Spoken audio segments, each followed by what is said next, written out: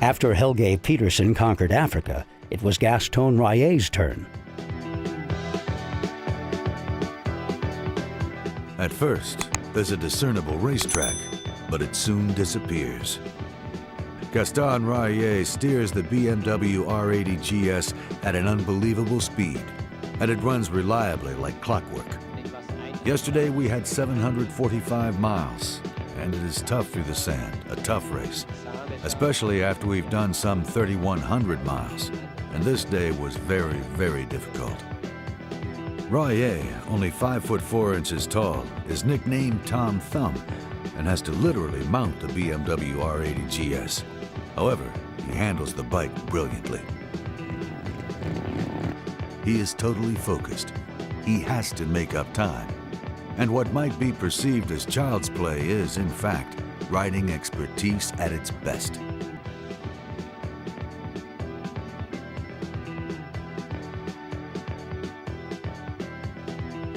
Alone and without teammates, but with an undeniable fighting spirit, Gaston Rahier lays down an unbelievable speed through the Tenerife Desert, to the extent that many of his competitors cannot keep up. With the cheering of several thousands on the beach in Dakar and a lead of over 50 minutes, the king of the desert, Gaston Rahier, races towards the finish line. It was the second time that the 34-year-old Belgian Rahier won the Paris-Dakar Rally on a BMW. And it was the fourth win of this gigantic race for BMW, with Gaston Rahier exclaiming at the finish line, "This was the toughest race of my life, but I am happy." The success of the GS in the world's toughest rally paved the way for the boxer's career as a dependable means of transport for globetrotters. BMW naturally followed their victory with the Paris-Dakar Special Edition model in 1984, which further enhanced the bike's growing reputation as the motorcycle of choice for long-distance travel.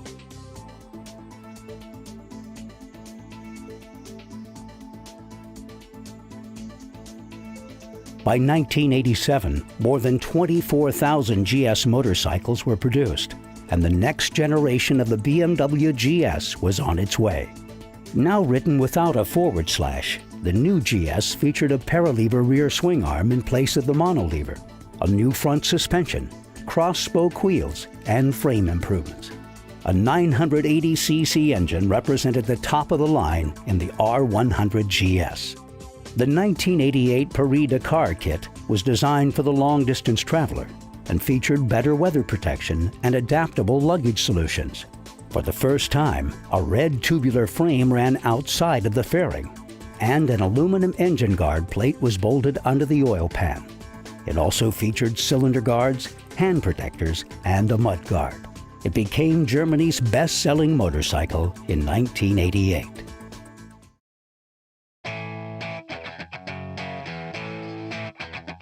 By now, the GS was a mature world-traveling bike, and it had evolved considerably. But the evolution wasn't about to stop. Throughout the 90s, BMW continued to evolve the GS motorcycle, releasing a redesigned 4-valve boxer with a telelever suspension in 1993, and a sportier and more aggressive 1150 by the end of the decade. The last of the 2-valve boxers rolled off the production line in December of 1996. In 1993, BMW returned a single-cylinder model to the market with the F650 Funduro. Although BMW had produced single-cylinder bikes before, this was the first BMW ever produced with a chain drive. Although it was initially perceived as a somewhat less capable version of the larger GS, all of that changed when the bike was used in the 1999 Paris-Dakar Challenge. The modified BMW 650RR won the race 2 years in a row. Not only that, but BMW swept first through fourth place in the 2000 race. Experience and knowledge gained at the Paris-Dakar Rally eventually led to the engineering concepts used on the F650GS Dakar and the new R1200 GS. Although BMW had pulled out of competitive racing after their win at the Paris-Dakar, the world of adventure touring was booming. More and more riders were expanding their horizons and exploring ever-distant lands on their GS motorcycles. Motorcycle adventure touring have changed tremendously, and more people are doing it today. You go on the internet and Google motorcycle adventure GS riding, you get tons of web pages dedicated to it, people that's sending reports all the time. I can see the BMW bikes too, they've changed with that and gotten better and better all the time. BMW answered the demand by continuing to improve their GS motorcycles throughout the decade, releasing a completely updated version of the GS in 2004.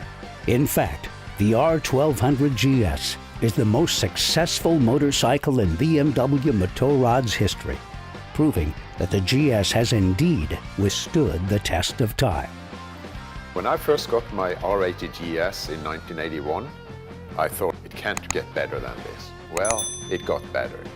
It got more beefier, more horsepower, stronger forks, better suspension. And now here we are with fuel injection, and I can sit with the press of a button to change my suspension. It's incredible.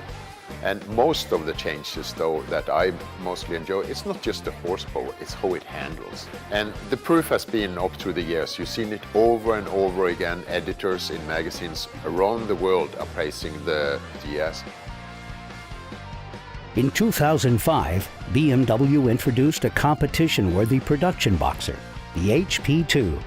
Designed with harder-edged off-road use in mind, the HP2 weighs in at just 175 kilograms and comes with a 1200cc boxer engine that's good for 105 horsepower. The HP2 is the most uncompromising production off-road boxer of all time, and BMW is once again at the forefront of off-road events. In 2009, the range was expanded with the introduction of the F800GS middleweight sports enduro, which is also destined to become one of BMW Motorrad's best-selling machines.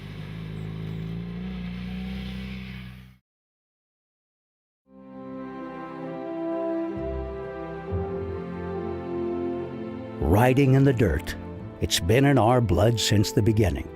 Almost 60 years of off-road experience went into the first GS motorcycle, and another 30 years of further development have brought us the GS motorcycles of today.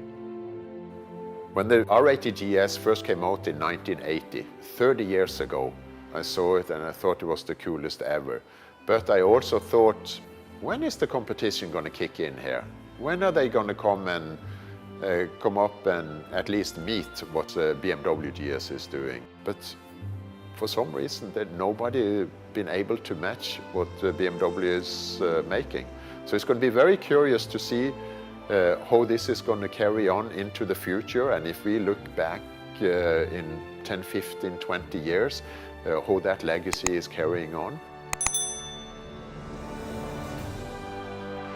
People buy a GS motorcycle for lots of different reasons, but riders of BMW Motorrad's legendary enduro all share a common desire to travel further off the beaten track and to experience more unusual and interesting places than ordinary riders.